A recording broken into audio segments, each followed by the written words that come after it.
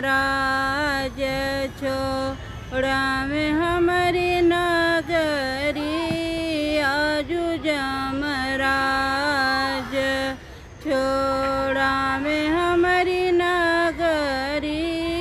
आजू जमराज जब जमराज दुअरवा पइने राम जब जमराज दुअरवा पइने राम निकल के प्राणपति आंगनवा में गुजरी आंगनवा में गुजरी आजू जमराज छोड़ा में